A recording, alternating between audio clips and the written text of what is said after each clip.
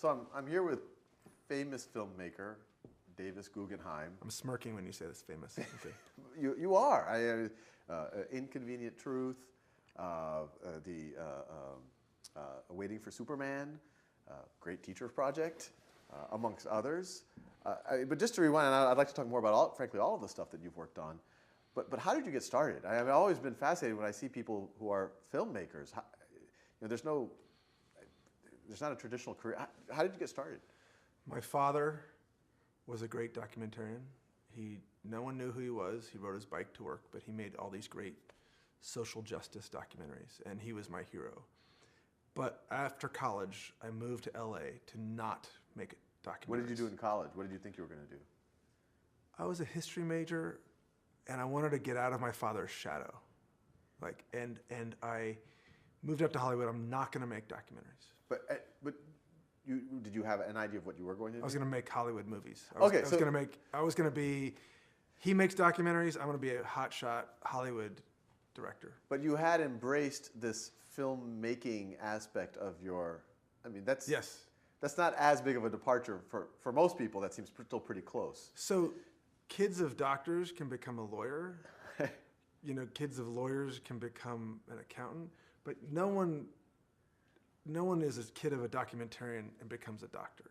It's a degenerative. It's a degenerative skill that's passed down. You never go back. So I don't understand that right, because is it because your father would have judged you if you would become a traditional profession? No. I don't think I could have. Frankly, I think very dyslexic, not good in school. And so became tuned to other things. My brain was tuned to other things. So, but you saw your father, and you saw film crews, and and that did kind of resonate with you. It's like growing up in a circus. That's in a good fun. way. Yeah, in a good lights, cables, cameras. That's cool. So what your father did strongly influence this. I'm going to go to Hollywood. And he was a hero to me. I just could never be as good as him. Imagine if your hero was Superman or Iron Man. You'll never be as good as that. So you thought that it would be amazing to be a great documentarian like my dad, but I'm never going to be able to do that. He won 4 Academy Awards and was nominated 12 times. So you started off saying no one knows who he is and he rides his bike to work, and he was a big. But no one knew who he was. So he had the double threat of being totally anonymous but also remarkable in what he did. What were some of his most? He made films about the Johnstown flood, the Ku Klux Klan, the Kennedys. Are those out there? Can people I'll access give them? you copies of it. Beautiful movies. Beautiful movies. Academy? Yeah, of course. Yeah, Beautiful, wonderful movies. And so you view that as just the high watermark, and you could maybe not, you can do that, but you could do big Hollywood blockbusters. Right, and it's more like we talked about this earlier. The son finding his identity outside of his father. Just to follow in his footsteps would have been pathetic for me as an 18-year-old. So I had to go off and make it on my own. But how did you think about it? It's not. Did you think about what are my odds of being able to succeed here? Yes, I did the math. It's impossible. Okay. Yeah. So, but you still decided to do it? Oh, you mean to go to Hollywood? Well, yeah, filmmaker generally, Hollywood in particular. Yeah, but the odds of me being a doctor or a lawyer was worse. So it was not even possible. So it was just there were no odds. So you weren't naive. It's like the Mets winning the World Series. You knew. So this is right after college. So you were 21, 22. Where did you go to college? I went to NYU and then Brown. NYU and Brown, and so and history. And what did you do at Brown? And I remember walking around the campus at Brown senior year, going, documentaries are kind of over. Ken Burns is Ken Burns. There's no place for me. It'll never. The establishment is there, and and it's set. Things will never change. So you started at NYU, you transferred to Brown. Yeah. You were a history major the entire time. Yeah. But film was always kind of in your mind. I went to NYU to study film. Right, we're famous for that. And after a year, I said, I don't like this. It's not for me. I'm going to study history. And because I think NYU at the time was very practically based. It was teaching a lot of skills that I think a lot of people a lot of my fellow students really dug and learned from. But I knew that, and from what my father taught me, that the key piece, which is the ultimate thing to learn, is storytelling. And I wasn't seeing anyone who taught storytelling. So why not learn history or the great, and my father sort of influenced me. He says, if you learn to write, if you read a lot, if you sort of figure that part out, then you can figure out stories. But the path to being a good filmmaker is not about the equipment or the technique. It's about stories. And so when you were sitting in a history class in Brown and one of your friends says, hey, I'm going to apply for grad school in history, or I'm applying for a job in Wall Street or whatever, you would say, oh, well, I'm going to go to Hollywood. Like you knew the whole time, even though you were studying history, you knew film was your thing. Yep. And when you say the odds, I mean, I think you're being a little bit faux humble, that you couldn't have been a doctor. You transferred to Brown. Very right? dyslexic. Very dyslexic. You transferred to it. Well, I won't push you. I couldn't have done. What's the big the course? Organic chemistry. Not even close. Wasn't around then, so yeah. Not even close. I in fact wiggled my way through passing the key things, and Brown had no core curriculum. Right. So I wiggled my way around through high school and I worked really hard to get sort of a C- average. I'm not boasting. I'm not boasting in my lack of intelligence. And then you happened to get into one of the most selective NYU was very easy to get into in 1982. Really? Very easy. But Brown, and then I transferred to Brown after I did really well freshman year. I see.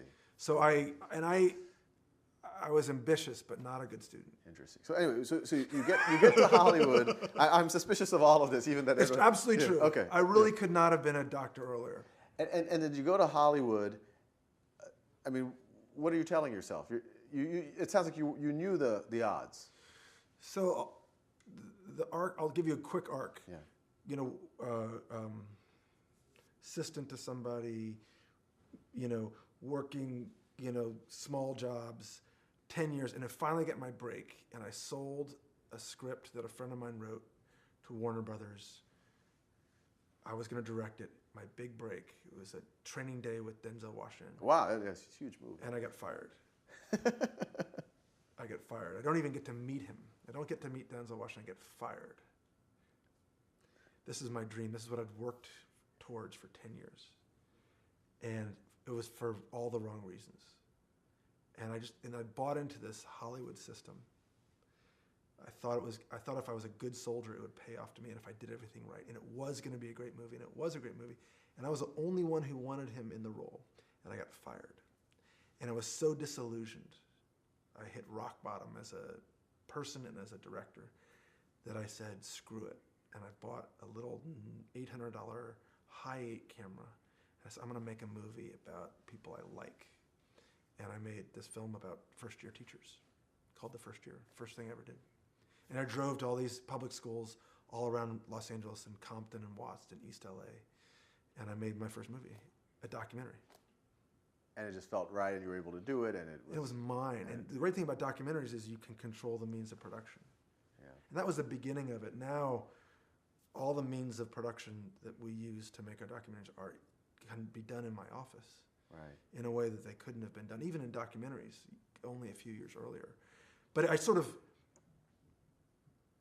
it was such a devastatingly apocalyptic moment in my life that I had no choice but to do the thing that I had to do, which is to tell a story about someone I loved and admired. And it was. I mean, you're saying the documentary was an important medium for you because you could be in control of the story. I mean, but all of what you've done, starting with that first documentary until now, there's been a social justice piece of it. In fact, there's always been this narrative of maybe just through this documentary you might be able to move the dial in some way. Is that?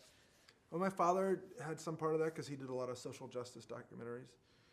And there is a part, I direct a lot of television too, which is very gratifying. Shows like 24 and ER and Deadwood, and really gratifying. But there's a bit of factory work to it. Yeah. My wife is on the show CSI, and there's a bit of hard work, routine work, that the quality of the job is so good. The people who do it are so good. But there's something that when I got the taste of it, and I wanted to be a big Hollywood director. When I got a taste of it, having told stories, made documentaries that had some little fragment of this film is going to not even do good, but actually have some kind of influence on a conversation that might do good, was addictive. Right. And now, and after Inconvenient Truth, which should never have been made, and I never thought would do any good. Why should it never have been made? But after that movie, I became a junkie for it. Well, I'm a junkie for it. Why shouldn't it have been made? So it was pitched to me, like they said, we're going to make, so these people came to me who I knew, and they said, here's a documentary, what do you think? It's a documentary about climate change. I'm like, okay, I'm in, I like that, that's good. I believe that that's an important issue. It's based on a slideshow that Al Gore gives. I'm like, okay, no. Slideshow, you can't make a movie about a slideshow. And I have great fondness and respect for Al Gore, but I don't think you should make a film about a politician. Because it comes with its own baggage, no matter how much you like that politician. Yeah. Can't be done. And I said, no, terrible idea. And what can, so you weren't at all enamored? I mean, obviously, national, international figure. It was a hot topic. Told him it was a terrible idea. Terrible idea. So you'd kind of given up on any of the, oh, this might be a super hit or anything like that. It was, or you just thought it was bad. Even when we had finished it, yeah, we didn't think it was going to do anything. So, but what convinced you then to do it? To do this terrible idea? So the producers, Laurie David and Lawrence Bender, said, don't say no yet. Go to the Hilton where he's going to do this thing in front of at a luncheon. And Al Gore walks on stage and they're I remember this. They were serving like cold, like supposed to be hot but cold chicken, mashed potatoes and like bad gravy, and you're like sawing into your chicken. And there's Al Gore's like, history of the planet. And I'm like, this lecture, slideshow, Al Gore, terrible idea. And the graphics were like, kind of rudimentary. And then by the end of it, there was this feeling that I think people have at the end of the movie, which is like, holy shit. Right. This is deep, and this is urgent, and I was physically shaken. And it's a really good lesson, I think, in filmmaking, which is that when your body feels something, when you feel something that you're not convincing yourself to feel, there's something you have to listen to. And that clever is often misleading. I'm going to do this movie because it's clever, or I'm going to make that choice because it's clever, instead of like following a feeling, like a response that you have. Trust that more than trust clever. And so you were, So my chicken was like, the gravy had dried up. The chicken was half eaten. The fork and the knife were left there. But I was like, oh my gosh. And even if I make this movie and 10 people see it, that's a good thing. And I want other people to understand what I just figured out. So the power of it was already there. And I don't know how to do this. It's a great thing. I don't know how to do this slideshow with a politician. It makes no sense, but I have to do it. So I'm driven by that overwhelming desire that the clever side of me said, do not do. Right. There wasn't a pattern here that you could... Oh, like look up all the really very profitable documentaries about slideshows with politicians in them. You can't find it. Do you think about profitability when you, even for a documentary? No, but I think about who's going to watch it. Right. It's a terrible feeling, and I've had this experience where you make a movie and no one sees it. Right. It's heartbreaking. Like, it's heartbreaking when you work really hard and you tell a story and no one sees it. Right.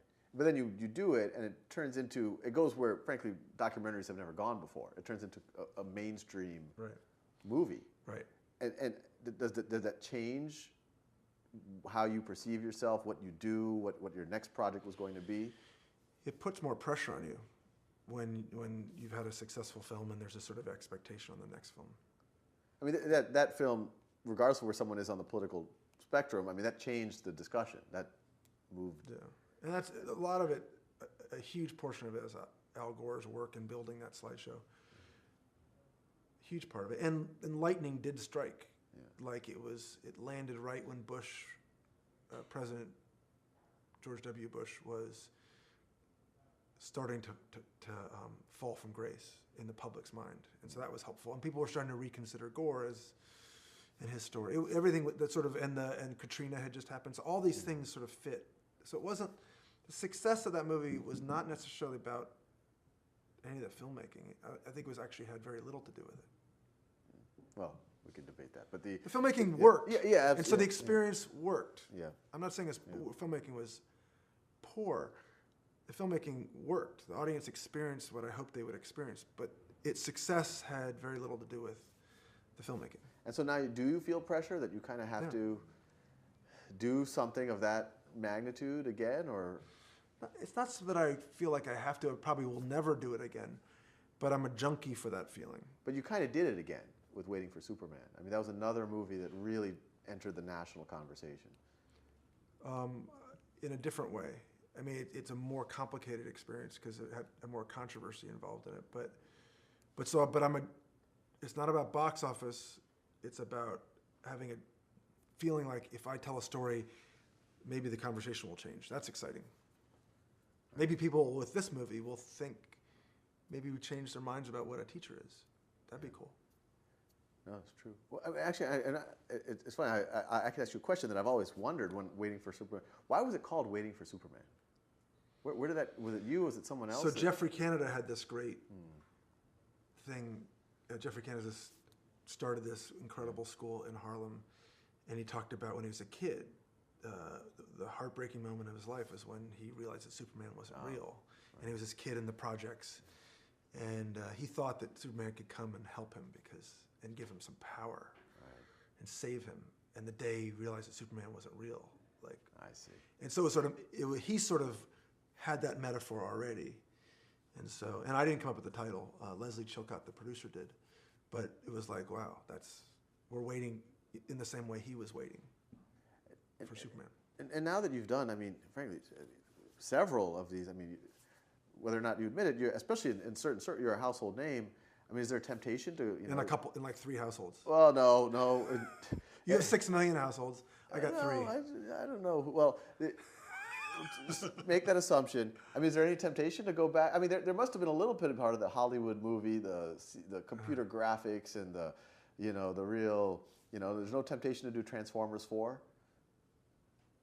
I would love to do another Hollywood movie. I've done a couple, and it had to be something really special. I wouldn't want to do Transformers 4.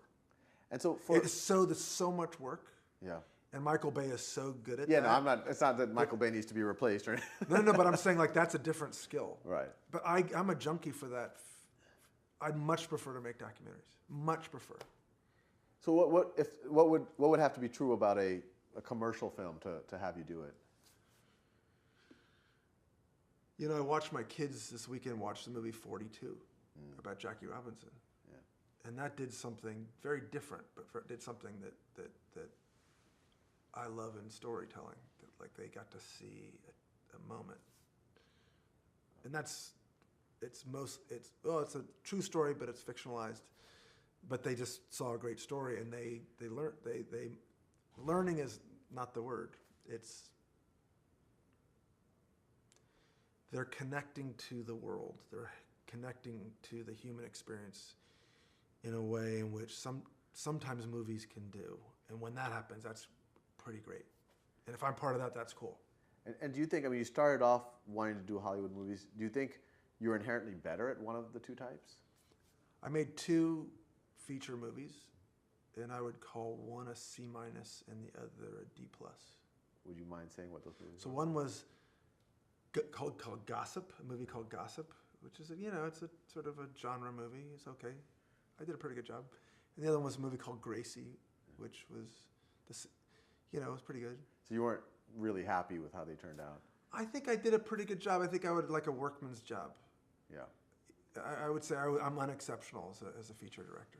Interesting. And I know, how much time do we have?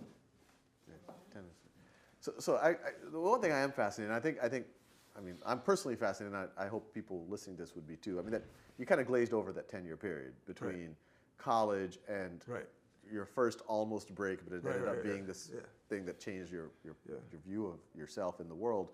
I mean that's a fact. I mean, the 10 years of just kind of, Right. it sounds like you were just taking whatever job you can near a studio just to get closer to being a principal. Right. I mean, did you ever think about giving up on that and Yes. going? Yeah, I mean, and it's, I directed a lot of episodic television, like, which is, guest director, which means you're one of 20 directors on a given show. And when I hear about Malcolm Gladwell's 10,000 Hours, that rings really true to me. That there was a lot of learning the form and repeating the form and doing a pretty good job at the form to then one day be better at it. Like the Beatles playing genre tunes that they didn't write over and over again 3 nights a week. Yeah. So I learned a lot in that era. So you were getting work, so to speak. There was a sense of progress. I mean, right out of college, you were able to get. I mean, when would you get your first even guest director? God, I'm so bad at this, dates and stuff. So I land in LA in 88, and I start directing in 93. So 5 It's years. not too bad. So you were 5 like years. 26, 27 years old. But then, you hit a certain, How does that happen? I mean, your You get- resume. you- How do you even get that job? get your first job, just banging it out, like, making short films and apprenticing and So you had a portfolio of short films that you would send to people. yeah, kind of. And then I would observe on other TV shows an unpaid job standing next to directors, pretending I knew what I was doing. And then one day someone took a But even how do you even get that? You just ask? I mean, I don't think if I called up some random director for CSI or something, it's like, yeah, hang out with me. right. How do you get there? It took a while. I mean, part of it's getting the job as the low-paying job on another show, and then you know, And the low-paying job is anything from. a PA, production assistant. I see, and that's something that you kind of submitted a resume for. Yeah, and a producer's assistant, and then you sort of like. The nice thing about Hollywood is that it is entrepreneurial. It's like you don't have to go to graduate school or pass the bar. You can worm your way through the system and find a place. Do you think Hollywood eventually finds the real talent that's out there? Or do you think a lot of people get lost in this? That's interesting. I think talent is so rare in Hollywood. Like, well, let me put it differently. Scratch that. I think there's extraordinarily great talent in all the crafts. Cinematographers, sound people, art direction, wardrobe. Incredible people. You can find incredible people, and the depth of those people is incredible. And the way Hollywood keeps getting them better is incredible. Technology, digital stuff. But I think the part that's really hardest, and I think anyone intuitively gets this, is that the lack of great scripts and storytelling. So the unique story, that's the hardest part. There's so few great scripts that they end up making more than they have good scripts for. One thing that I'm curious. I mean, what's your sense of does everyone who shows up in Hollywood and has talent, do they eventually get found, recognized? I think there's a certain persistence factor. So I'm sure there's very talented people come and they try and fail and then they walk away. So that's probably happens. But if you're good and you stay for a while and you keep banging on the door and you're good and you've got something to say, I think you'll be found. And how do you know you're that and not someone who's on a kind of a fool's errand? Well, that happens too. I know a lot of people who have written 100 scripts and nothing gets made, and for some reason it doesn't work. I mean, is there any clue? Is there anything you told yourself in that 10-year period where you were doing that? You were being persistent. Where you said, well, that's a data point. That shows that I have some talent. That if I just persist, something good's going to happen.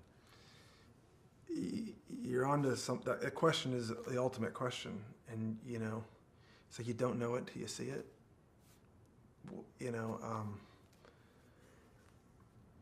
And there was many years where I really wondered whether I had anything at all to say. And I, for a long time, felt there was nothing to say. And I think if you said to Davis when he was even 30 or 35, you think you'll ever tell a story of any significance? In my heart of hearts, I would have said no. And is that question the same as, do you think I will be successful? It's a different question. And so, because in that early period, you were going after commercial Hollywood production, where success is very different than you did So something. I was a sought after television director. Yeah. But I wasn't my own storyteller. I was in service of someone else's story. I see. So in that 10-year period, you did have a momentum to your career, that you were getting more responsibility, more, I guess for lack of a word, prestigious responsibilities to direct things. And I had a chair with my name on it. And I was a member of a guild, and I made a good living. But I wasn't doing what I came to Hollywood to do, which is to somehow tell a story. But how long did it take you to get to that point where you said, well, I can pay the bills with this?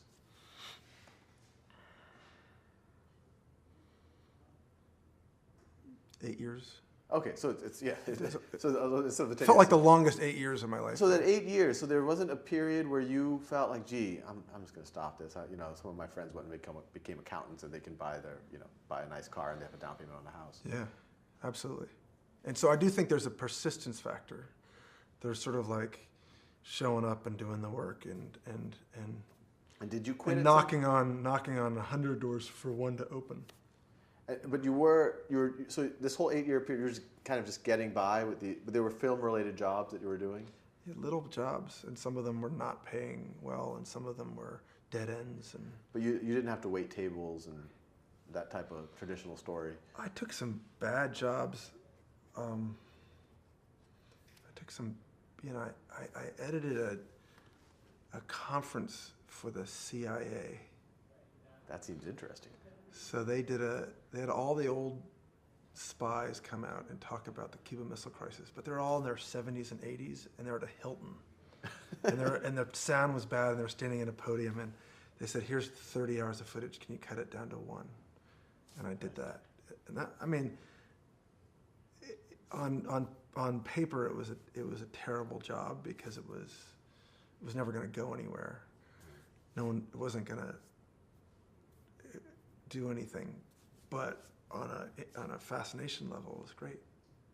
And so the good thing is, even at those early days, you were able to pay your bills doing something in your craft. It wasn't the most glamorous thing. Barely. You were able to get by. Sometimes, I was a producer's assistant for a long time, picking up dry cleaning, making phone calls. So there was a lot of grunt work. And this portfolio of stuff, this was just like you and your friends with the camcorders that you would produce, or how were you able to do that? I had a little bit of a break because I worked on this film, Sex, Lies, and Videotape. I remember that. And my boss couldn't pay me, so he gave me 1/10 of a point. So 1,000th of a piece of a movie. No, 100th. No, the 1,000th of a movie. 1,000th of a movie. And I was like, well, this is a low-budget movie. No one's ever going to see it. And it turned out to be worth $30,000 in 1990. Was it even 1990? 90-something. So I had $30,000, and I made a short film with that. So it was like this little gift from heaven. I remember that movie distinctly because my uncles wanted to see it, and they were babysitting me. So they took me and my cousin, and they gave us $20 in arcade tokens in the movie theater, and said, "We're going to go watch this movie now." And you didn't go. You just no. Well, because it was like I think it was barely rated R, right? Wasn't it even on the? Yeah. Well, Did you ever see it? No, I've never. I have that distinct memory of not being allowed to see it, but I got $20 in tokens to spend the next 2 hours at the arcade because my uncles wanted to see it. They're probably very disappointed. It was a very deep art film with very little like fun, gratuitous sex. I see. So that was. Would you pinpoint that as kind of the break that allowed you to? That was one of the breaks. And it I gave think you there were a lot of I think luck is a part of it. I think being ready when luck happens is a big part of it. Like sometimes if your luck breaks and you're not ready, you got to be ready when the luck happens. See, the door will open, but then you got to walk through it and do something. Yeah. Do you know people in Hollywood who you just think they're just the most amazing talent and they just got squandered? I mean, yeah, or sometimes they're stuck. Yeah. You know, they're stuck working on a show that's paying them enough money to put their family through, but they're not doing exactly what they want to do. Yeah. It's really lucky to be able to find something where you can tell your own stories and have the independence, to have it all.